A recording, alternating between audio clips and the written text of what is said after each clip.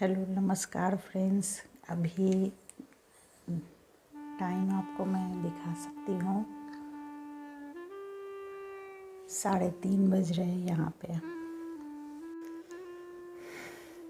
हाँ फ्रेंड्स, तो छोटा सा मैं ये वीडियो आप लोगों से कर रही हूँ। अभी 3:30 बज रहे हैं सुबह के, और ये खरना का समय है। मैं धीरे धीरे इसलिए बोल रही हूँ कि इस समय सभी लोग सोए हुए हैं, और मैं नहीं चाहती हूँ कि मेरी आवाज़ से सब लोग डिस्टर्ब हो।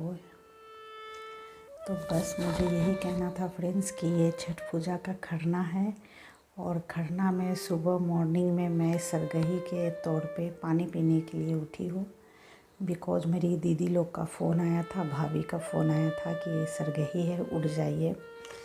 तो बस मैं उसी लिए उठी हूँ।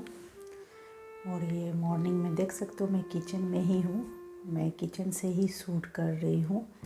और देख सकते हो तो मैं किचन से ही शूट कर रही हूँ। और आप लोग को बहुत बहुत बधाई हो छठ पूजा की। छठ पूजा का बहुत बहुत शुभकामनाएं हो। आई थिंक मैं कैमरा ऐसे कर लेती हूँ।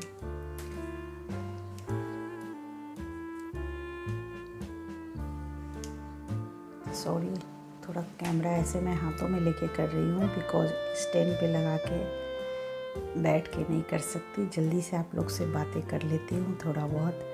तो ये छठ पूजा का खरना का समय है फ्रेंड्स, और ये खरना के समय में आज पूरा दिन फास्टिंग रहेगा, मतलब पानी वगैरह कुछ नहीं पीना। और जो पूजा, जैसे कि रात को जो खीर रोटी मैं बनाऊंगी और उसकी मैं पूजा करूंगी, उसके बाद वही खीर रोटी ग्रहण करके पानी पी के फिर जैसे आज का पूरा फास्टिंग, फिर संडे का कुछ भी नहीं, पानी कुछ भी नहीं, सारा दिन और सारी रात। तो 36 घंटे का ये पर्व होता है, और 36 घंटे मतलब 36 घंटे का पर्व होता है। और बहुत ज़्यादा एनर्जी मिल जाती है। मतलब मैं जब ये व्रत नहीं करती थी तो मुझे ऐसा लगता था कि मैं क्या करूँगी, मुझसे हो पाएगा या नहीं हो पाएगा।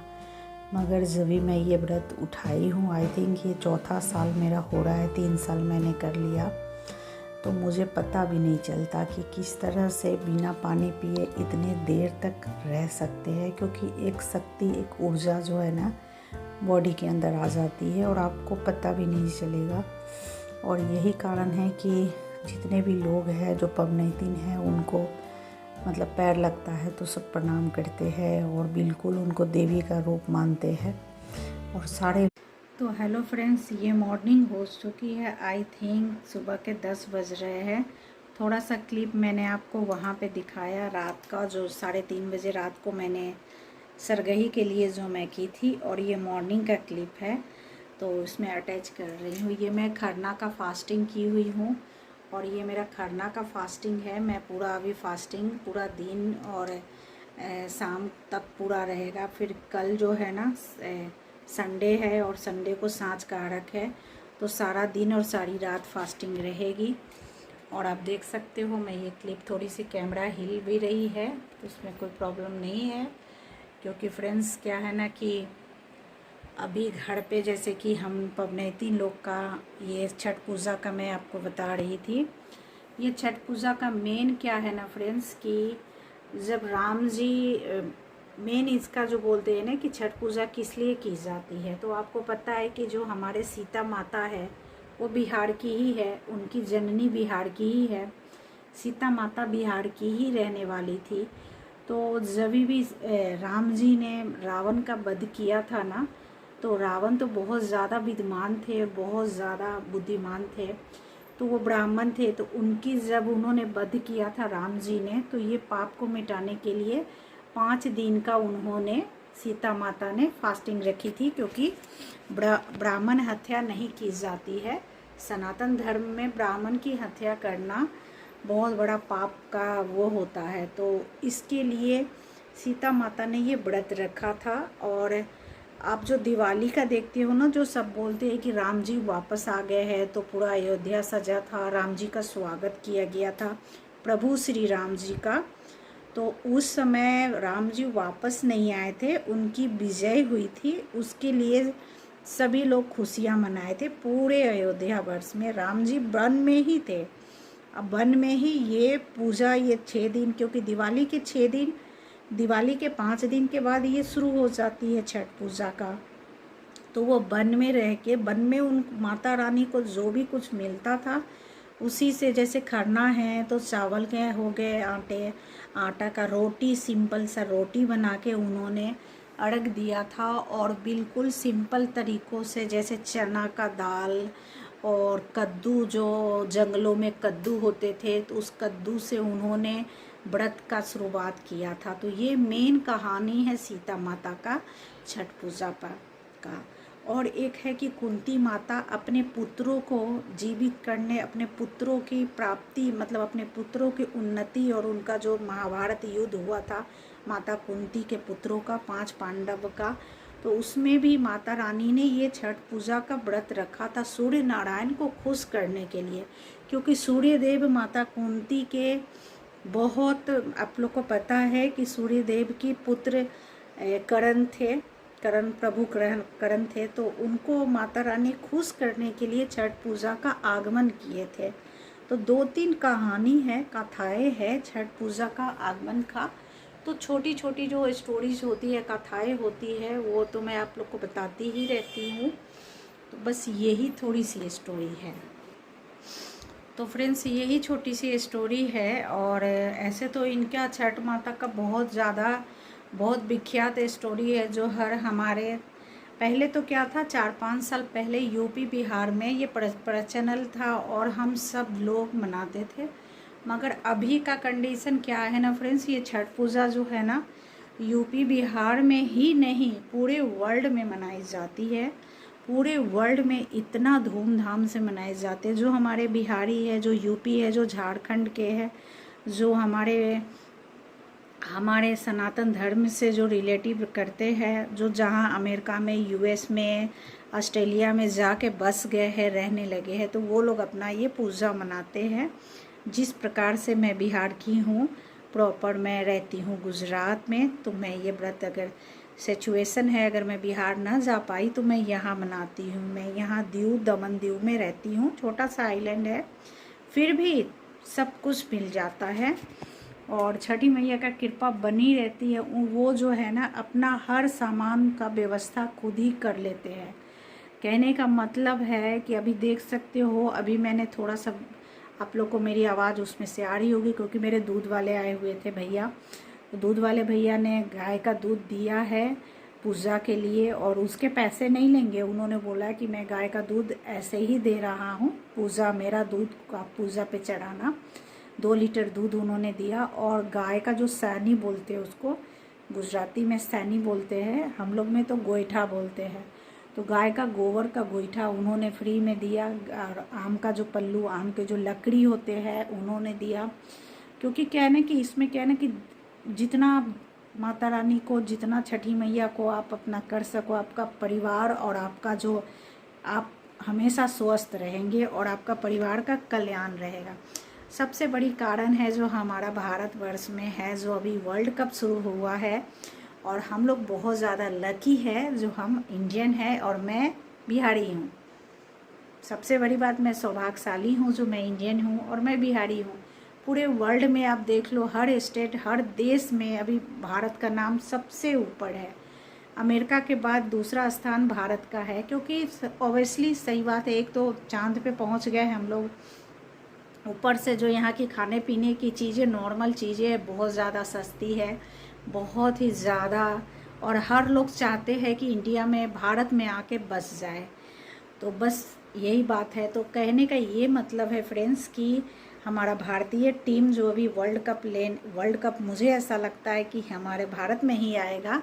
क्योंकि क्या है ना कि जब क्रिकेट शुरू हुई थी, जब, तो सारे क्रिकेटर जो है ना, हमारे बागेश्वर धाम, स्वामी बागेश्वर धाम, वहाँ गए थे, उनका आशीर्वाद लिए। फिर बड़े बड़े जो स्वामी संत है ना, उनका आशीर्वाद लिए। उन्होंने फूलों का, रुद्राक्ष की छोटी छोटी मालाएं सभी खिलाड़ियों को दिए थे और बोले थे कि आप लोग विजय पाके वापस आओगे, मतलब रहोगे। अपने धरती पे ही खेल रहे हैं हम लोग, तो अपने धरती पे ही यहीं पे खेल रहे हैं हमारे खिलाड़ी लोग। उसका नतीजा आप लोग, सबसे बड़ा सबूत ये निकला कि भारत में इंडिया मैच हो रहा है, क्रिकेट हो रहा है, एक बार भी भारत हारा नहीं है, जीता ही जीता है। हार का अभी सामना भारत ने नहीं किया है। तो सबसे बड़ा ये है, और सबसे बड़ा हमारा ये पुण्य का काम हमारा, जो हम लोग जो, मैं तो आज फास्टिंग है, मेरा तो व्रत है, मैं तो छठ पूजा की हुई हूँ, तो झूठ तो बोलती नहीं हूँ। तो हम लोग का भी आशीर्वाद बना हुआ है, क्योंकि कल जो है ना, कल हम लोग का सांझ का अड़क है, और हम लोग सबका आशीर्वाद बना हुआ है हमारे इंडियन टीम के, क्योंकि जो वर्ल्ड कप है ना हमारे भारत में आएगा और हमारे ही देश में आएगा। तो हाँ, ये बात अलग है कि ऑस्ट्रेलिया से बहुत बार हार का सामना करना पड़ा है हमारे इंडियन टीम को, मगर मैं ये उम्मीद करती हूँ कि इस बार का जो हमारा वर्ल्ड कप है ना हमारे भारत में ही आए। तो यही कामना के साथ मैं ये छठ पूजा का एक और मन्नत मैंने, और आप देख सकते हो कल मेरा नहा खा था, और कल का ये जो मैंने सिंदूर लगाया था फ्रेंड्स, मैंने 2-3 बार अपना फेस को वॉश भी किया है, मगर ये सिंदूर मेरे मिट्टी नहीं है।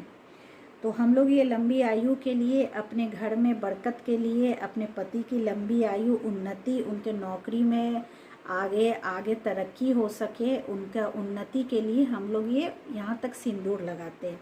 बहुत सारे गुजराती मेरी फ्रेंड है, मेरी दोस्त लोग गुजराती है, क्वेश्चन करती थी पहले, अब नहीं करती है, क्योंकि उनको पता चल गया है कि ये नाक तक सिंदूर किस लिए सब लगाते हैं।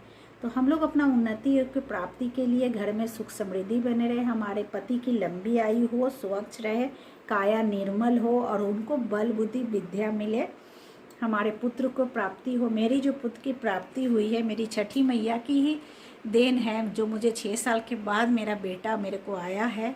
और आप ये मेरा लुक का भी देख सकते हो, बिल्कुल लुक मेरा चेंज लग रहा है, क्योंकि इस समय लगता है ना कि कुछ बास हो गया है माता रानी का बदन के अंदर।